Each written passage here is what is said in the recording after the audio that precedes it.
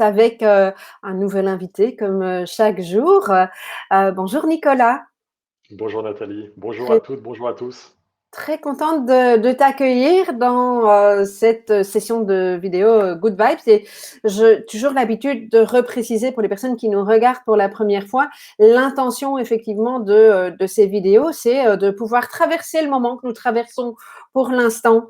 Pas forcément évident pour tout le monde dans cette période parfois un peu chaotique et puis peut-être pour certains sereine, mais en tout cas de garder le moral et de rester dans les good vibes en proposant à chaque personne que j'interviewe de nous donner des conseils, des pistes, des méthodes en fonction de son niveau d'expertise. Voilà. Alors, je vais te présenter. Alors, d'abord, ton intervention qui consiste à comment déterminer un mindset performant grâce au couple pensée-émotion. Voilà, tout un programme. Alors, je te présente. Tu es ex-basketteur, je vais y arriver, de haut niveau, titulaire d'un doctorat PhD en psychologie du sport, d'un MBA HEC, et tu es mentor de performeurs et expert de deux sujets dont le mindset et le management d'équipe, qui, à mon avis, va nous être très utile aujourd'hui. Alors, tu parles de mindset, Nicolas. Est-ce que tu peux nous dire, à l'heure actuelle, selon toi, en quoi c'est important, ce fameux mindset? Pour moi, c'est la base de tout. En tout temps, en toute situation, quand tout va bien, c'est la base. Et quand on est en période de crise et nous sommes en situation de crise, le mindset, c'est la base. Et d'ailleurs, pour reprendre le terme de crise, un mindset de gagnant, parce que moi, c'est comme ça que j'aime l'appeler, c'est la façon de considérer que le mot crise en chinois, il veut dire deux choses. Il veut dire chaos, mais il veut dire aussi opportunité. Et pour moi, c'est construire dans quelle mesure on le peut et tant qu'on le peut, en quoi tout événement qui se présente à nous peut nous permettre de rebondir favorablement dessus. Le mindset, j'appelle ça le couplage de nos pensées et de nos émotions, c'est ce qui fait que justement, on va arriver à faire face à tout type de challenge. C'est ce qui fait qu'on va s'engager face à des difficultés en ayant une forte certitude et détermination à le faire. C'est ce qui fait qu'il va nous permettre de rebondir après des difficultés, des échecs. Et c'est ce qui va faire nous aussi qu'on va pouvoir être focus et pas tomber dans le piège de la procrastination. Et dans cette période actuelle, pour chacun d'entre nous, c'est un piège potentiel. Et donc, moi je suis un spécialiste, comme tu l'as dit, du mindset et du management. Et Mhm. c'est bien dans cet ordre-là que ça fonctionne pour moi, puisque le mindset, c'est comment je communique avec moi-même à travers ce que je ressens, mes émotions, ce que je me dis et ce que je pense. Et ce qui me permettra par rebond, et c'est là qu'on va vers le management, de mieux communiquer avec les autres et interagir avec les autres. Donc, tu mets l'accent effectivement sur soi-même, comme beaucoup de spécialistes l'ont fait, effectivement. Hein. Je pense qu'on est Ah, beaucoup à partager ça, effectivement, parce que c'est un élément de la responsabilisation qui est vraiment majeur et qui nous permet surtout, quand on est sur soi-même, on sait qu'on a matière à agir, à trouver des leviers, à trouver des façons de faire face. Et on n'est pas dans la déresponsabilisation qui ferait tout m'échappe et j'ai pas de levier de contrôle. Donc c'est vraiment fondamental de se ramener à nous-mêmes et notre possibilité d'agir. donc, tu mets bien en avant qu'effectivement, malgré qu'on n'ait pas choisi de se retrouver confiné, on a notre responsabilité, on a toujours un contrôle ou une maîtrise, je ne sais pas comment tu as envie de le nommer, sur des actions à mettre en place. Hein. Mhm. C'est fantastique que tu poses la question comme ça, justement contrôle versus maîtrise. Contrôler, ça serait quelque chose d'enfermant dans ma vision à moi, d'encadrant, de restrictif, alors que la maîtrise, c'est l'excellence, c'est l'expertise et c'est la façon de travailler très précisément avec finesse sur ce qu'on est en train de penser, sur ce qu'on est en train de ressentir et sur ce sur quoi on peut agir justement. Ce qui est certain, c'est que le confinement qu'on est beaucoup sur la planète à ressentir en ce moment, c'est quelque chose qui nous donne l'impression justement d'être contrôlé et de ne plus Mhm. avoir de champ d'expérimentation. Or, on est tous les deux, toi et moi, géographiquement très loin et ça ne nous empêche pas d'échanger. Grâce à ta superbe initiative des Good Vibes, on est capable de partager avec des gens sur toute la planète et ça prouve bien qu'on peut avoir de la maîtrise sur beaucoup de choses. Et la première des maîtrises qu'on peut avoir, c'est de se dire justement en quoi ce temps qui nous est donné, on ne sait pas encore les uns les autres combien de temps on va avoir, mais en quoi ce temps qui est donné, je vais pouvoir en faire quelque chose qui va m'aider dans mon temps présent à évoluer, à progresser, à devenir une meilleure personne, qu'on soit performeur ou pas. et dans quoi ça peut commencer à me préparer au futur. Moi, je m'appelle Nicolas, au futur Nicolas que je veux être à la sortie de cette crise. Et donc ça, cette maîtrise-là, personne ne peut nous l'enlever. Tout comme la maîtrise de nos pensées, de nos émotions, on peut absolument décider justement si on va être drivé par-dessus.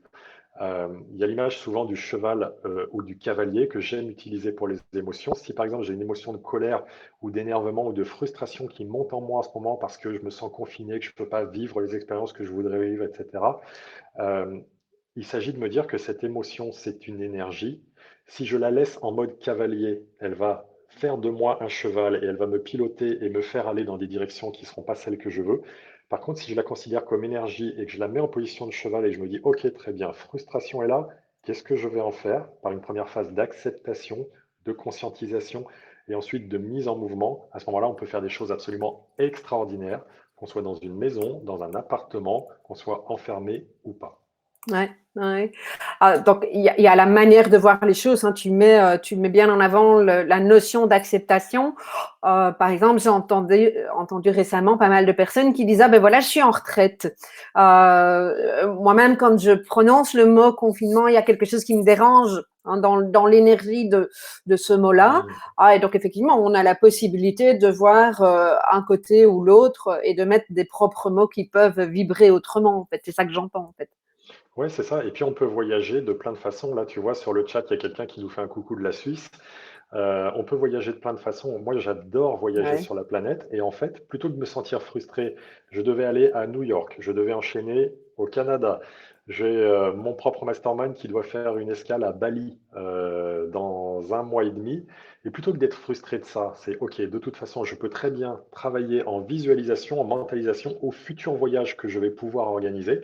Et moi, je sais par exemple qu'il y a des pays que j'ai ciblés où je me dis, OK, c'est des endroits où finalement, peut-être que je ne serai pas allé dans les années à venir, mais je vais aller les partager avec mes enfants et je suis en train de me projeter positivement vers le fait que sans cette période actuelle, je ne me serais pas projeté à aller dans ces destinations-là et sous ces formes-là. Et puis c'est surtout pour revenir sur le contrôle que tu évoquais. Pour le coup, les 3 voyages que je t'évoquais, qui étaient des grands moments de mon année 2020, ne sont pas à l'ordre du jour à ces dates-là. Mais qu'est-ce que je peux faire par rapport à ça? La seule chose que je peux faire, c'est justement euh, comme face à tout problème, et pour moi, c'est un outil du mindset simple, face à un problème, est-ce que je peux agir sur le problème et en faire quelque chose? Si oui, je le fais. Si je ne peux pas agir, est-ce que je peux, la seule chose que je peux faire, c'est changer mon regard sur le problème et si vraiment ça m'était trop difficile de changer mon regard sur le problème, à ce moment-là, je quitte, je vais faire autre chose dans un autre environnement, etc.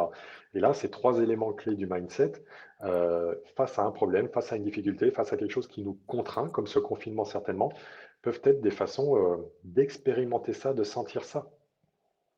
Donc intéressant. Agir, si je n'ai pas la possibilité d'agir, je change. Comment je peux changer mon Mon regard? regard. Et puis, si ça reste difficile, tu peux me donner un exemple? Qu'est-ce qui peut être difficile dans le fait de changer son regard, par Mais oui, exemple? je peux te dire parce que, par exemple, je coach en ce moment une dirigeante d'entreprise Mhm. qui est en difficulté avec le président du groupe dans lequel elle est. Donc, agir. Est-ce que tu peux interagir avec lui, améliorer la communication, mieux comprendre ses attentes, etc.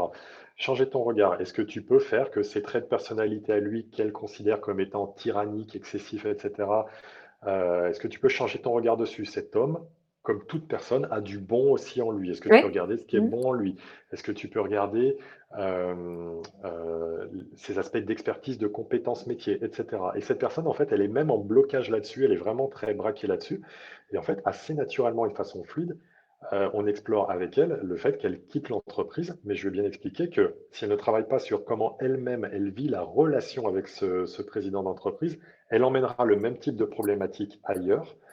Donc, elle peut quitter, c'est-à-dire aller ailleurs, mais pour des bonnes raisons, pas cet individu est quelqu'un de mauvais, mais bien je ressens de l'usure à ce poste, j'ai l'impression que je souhaite m'épanouir dans un autre endroit, et donc c'est dans cette troisième vocation qu'on peut être, pour cet exemple, Mhm. de quitter. Mhm. Donc, ça donne, par exemple, une famille, je m'adresse à un papa ou une maman hein, qui se retrouve en télétravail ou sans boulot à la maison et avec des enfants, des jeunes enfants, par exemple. Hein, il y a 36 000 possibilités, 36 000 cas. Hein, mais Absolument. certaines personnes me disent, ah, moi, tout à l'heure, je lisais dans le groupe quelqu'un qui écrivait, oh, moi, j'attendais depuis si longtemps d'avoir ce temps pour moi.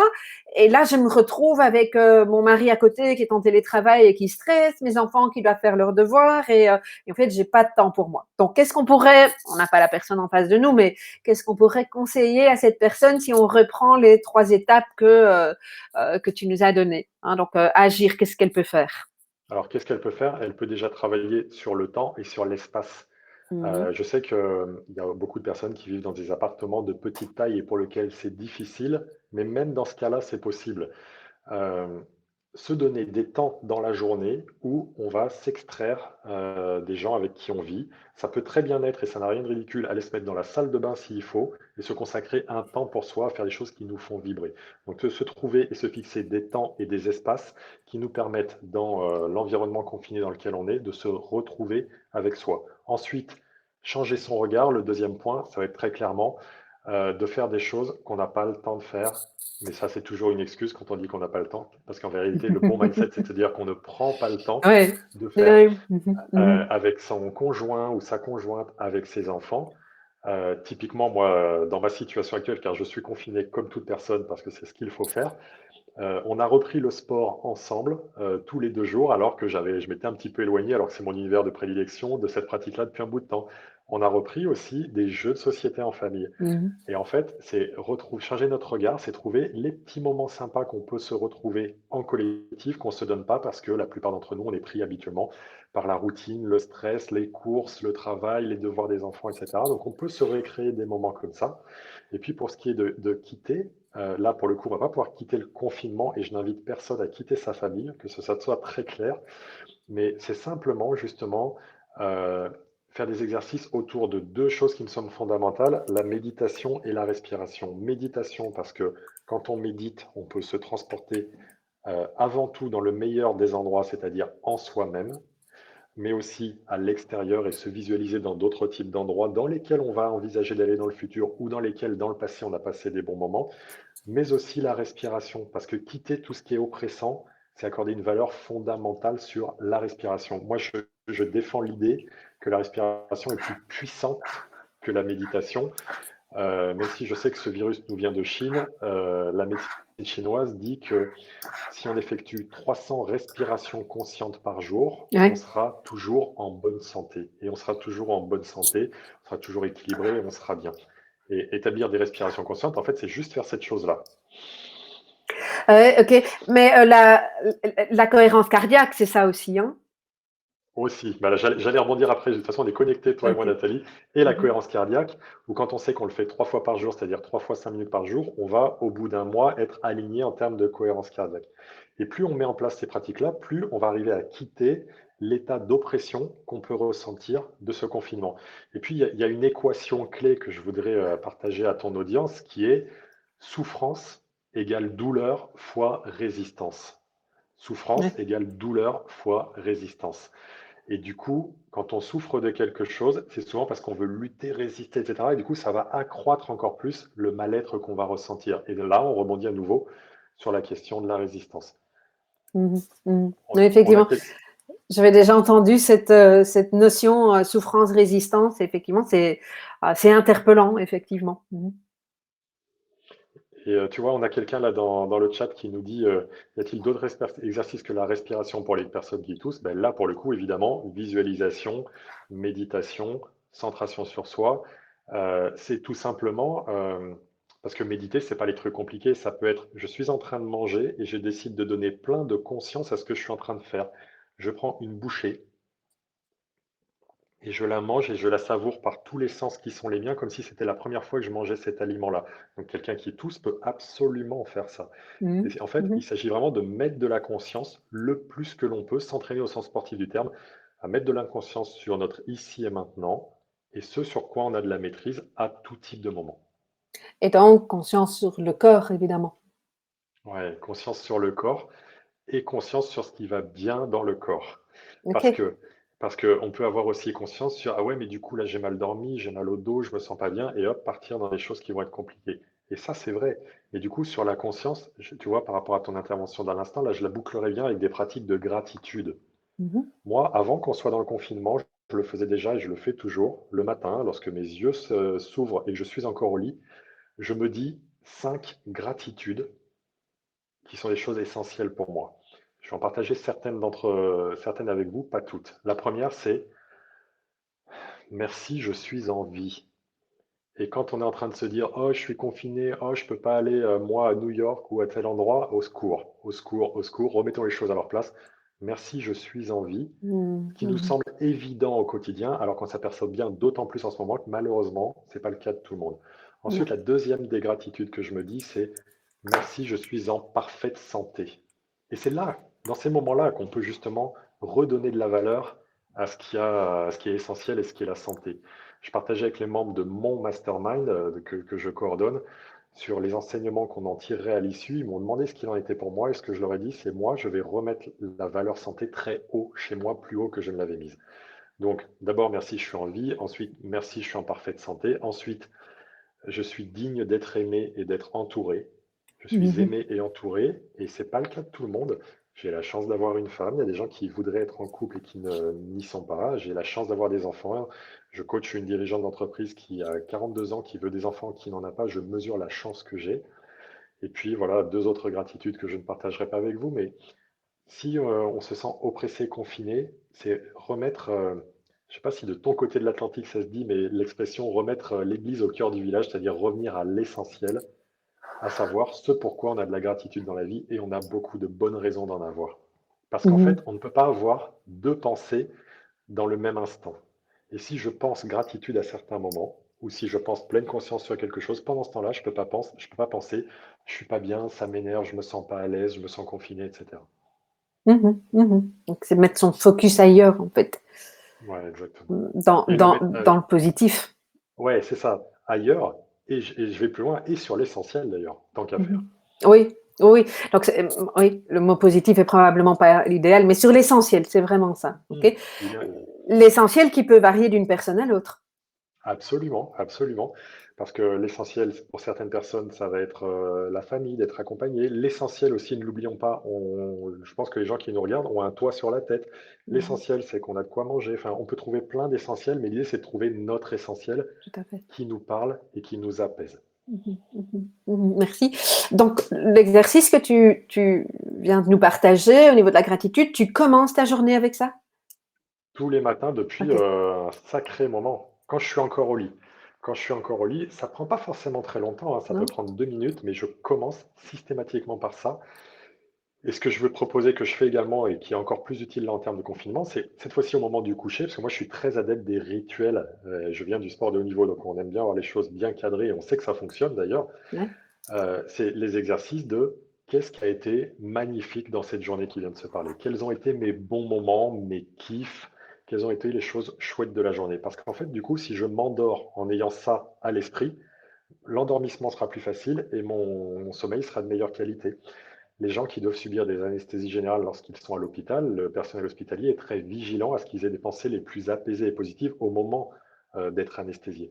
Et donc, chaque fin de journée, c'est de se poser ces questions-là et encore une fois, de revenir ça peut être juste, il a fait très beau et j'ai fait une sieste au soleil Mm. d'1 heure et j'ai pris un peu le soleil, si tu vois ce que je veux dire. Je me demande de qui tu parles.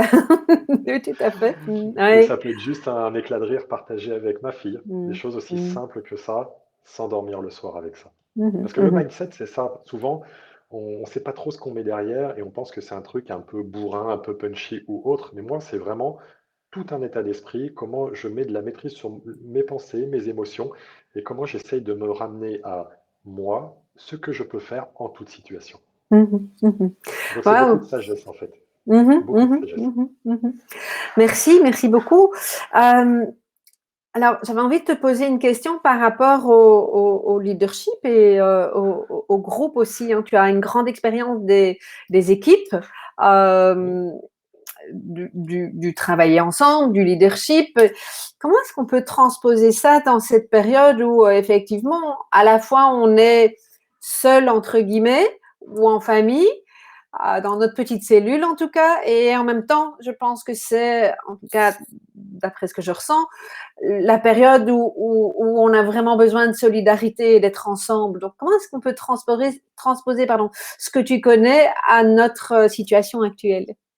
Bah, déjà, je pense que c'est l'occasion. Alors, là, on n'est pas en interaction avec ton audience, mais je pose la question aux gens qui nous regardent. Quelle est la clé numéro une de la cohésion d'une équipe pour vous? Mhm. Quelle est la clé numéro une de la cohésion d'une équipe pour vous? Essayez de répondre pour vous-même, là, de votre côté, en disant, bah, tiens, pour moi, c'est ça, ça, ça.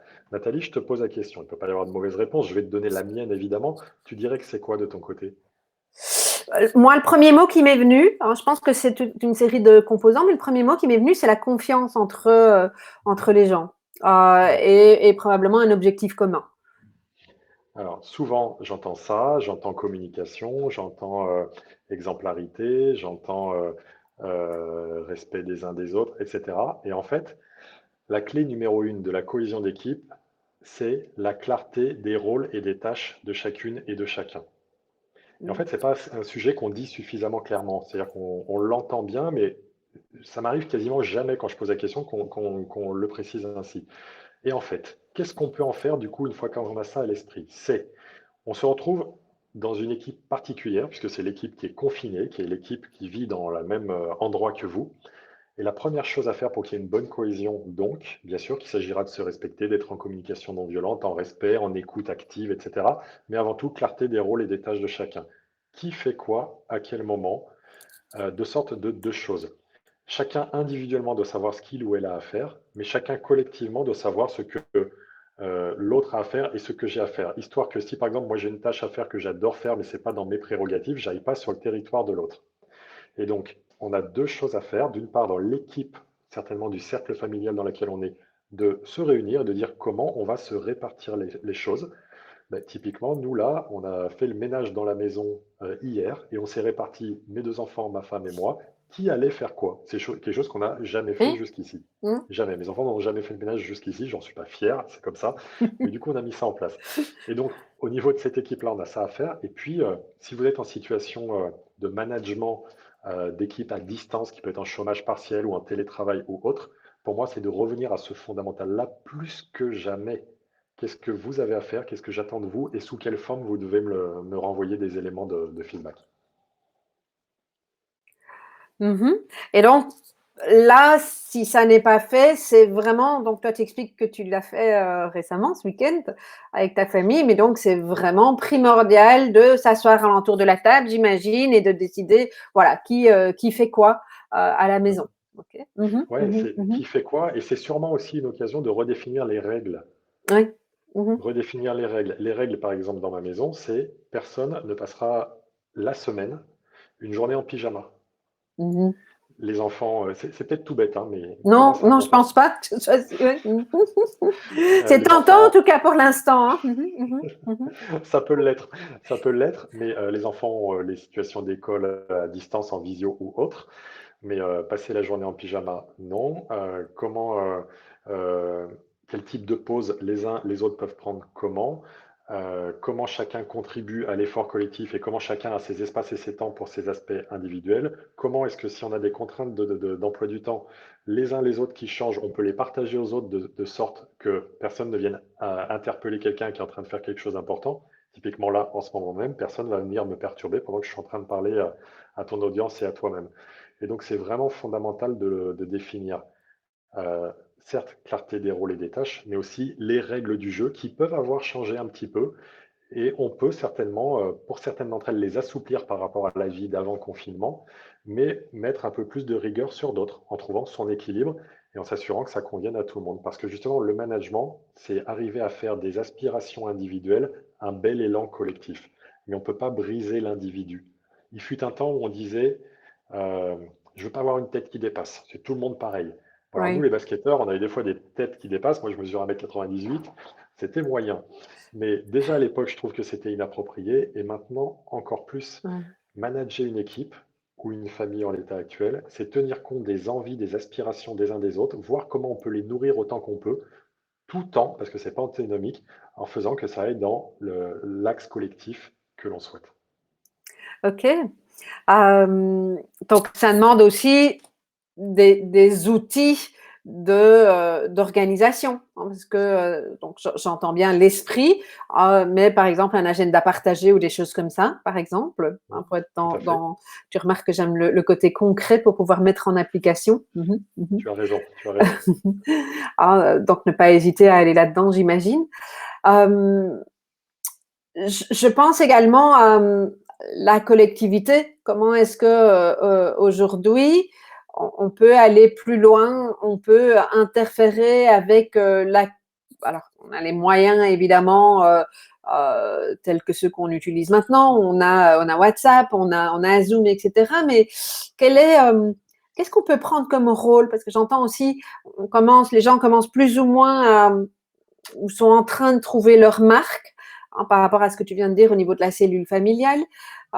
Mais il y a déjà mais comment est-ce que je peux contribuer? Parce que c'est vrai que quand on est soignant, quand on est sur le terrain, entre guillemets, en première ligne, dans les magasins, etc., on sait qu'on peut avoir une manière de contribuer, mais quand on est à la maison, comme moi par exemple, comme toi, qu'est-ce qu'on peut espérer aujourd'hui? Comment on peut réfléchir? Qu'est-ce qu'on peut déjà amener pour déjà aller vers quelque part le futur?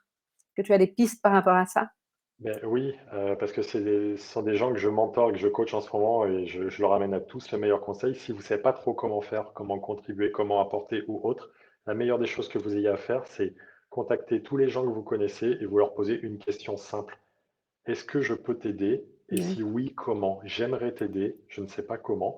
Et si toi, tu vois une solution pour que je puisse le faire, surtout n'hésite pas à me le dire. Parce Mhm. que si on reste juste en mode comment est-ce que je peux faire pour aider, on le regarde avec notre spectre à nous qui est peut-être comme ça, alors qu'il y a une solution ici, et la personne en face, ça peut lui sembler évident, mais on ne lui laisse pas l'opportunité de le partager avec nous. Et en fait, par exemple, en ce moment, je coach deux personnes qui étaient en cours de se faire recruter dans une autre entreprise, et ça s'est arrêté subitement. Et je les ai invités à dire, pour garder le contact avec eux, ne les interpellez pas en leur disant, on en est où dans le process, est-ce que ça va aller, est-ce que ça va pas chambouler, mais juste, est-ce que je peux vous être utile? Dites-moi en quoi je peux être utile. Si vous voyez une façon, ça sera vraiment avec cœur. Et du coup, je trouve que ça fait juste preuve de notre générosité et on a le droit de ne pas savoir comment contribuer. Par contre, je trouve que c'est notre devoir de proposer. Ouais. Et ensuite, Mhm. on propose et l'autre dispose. Mais ça devient de sa responsabilité de saisir cette main ou pas. Mhm. Mhm.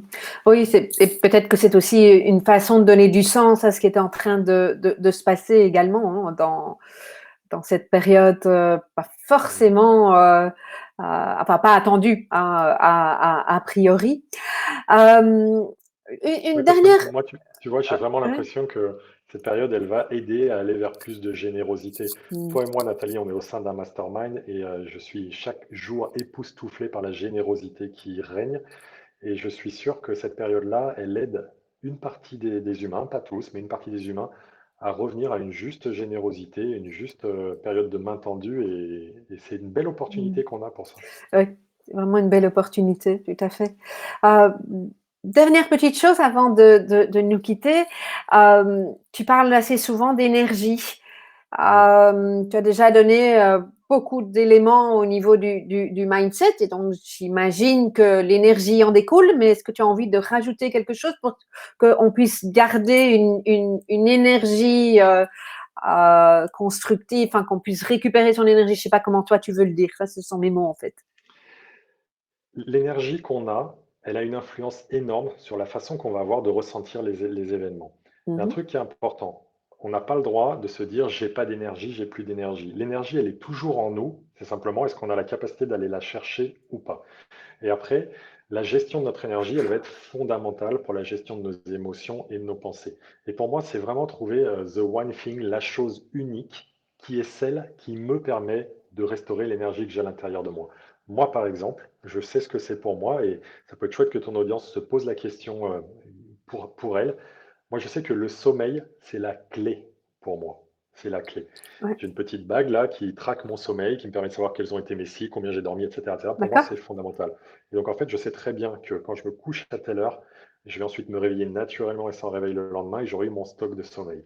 Donc, en fait, typiquement, si on regarde sommeil, nutrition et mouvement, qui sont pour moi les 3 registres d'énergie. Sommeil, c'est arrêter le smartphone plus tôt et s'endormir dès que les premiers signes de sommeil viennent. Moi, quand je sais que je commence à bâiller 1, 2, 3, 4 fois, ça va enchaîner et je prends le bon train du sommeil. Nutrition, bah, typiquement, pour moi, ça serait manger de moins en moins de sucre et quasiment plus, enfin du sucre blanc, plus jamais j'en mets dans quoi que ce soit. Et mouvement, mais ça peut être dans un quotidien, ça serait d'arrêter de prendre l'ascenseur. Et comme je le disais en début de cette vidéo, pour moi, c'est de me remettre à bouger pour arriver à restaurer de l'énergie. Donc en fait, c'est regarder sommeil, nutrition, mouvement, qui sont pour moi les 3 éléments clés. Quels sont ceux qui vous parlent le plus? Quels sont les plus indispensables pour vous? Où vous savez que quand vous faites ça, ça rebooste votre énergie parce que Ça remonte. derrière, par rebond, vous vivrez bien mieux ce qui se joue. Et pour terminer, je pense qu'on est vraiment dans une période idéale pour pouvoir s'observer et observer comment cette énergie peut effectivement monter le sommeil. Hein. On peut choisir d'aller dormir à des heures différentes et vraiment pouvoir le constater. Oui, complètement. Super, un énorme merci pour ton temps et tes super conseils. Et je te dis à très bientôt, Nicolas. Merci pour ton invitation. Que tout se passe bien pour tout le monde. Soyez en santé, soyez en sécurité. Merci beaucoup. Bonne journée. Au revoir. Au revoir.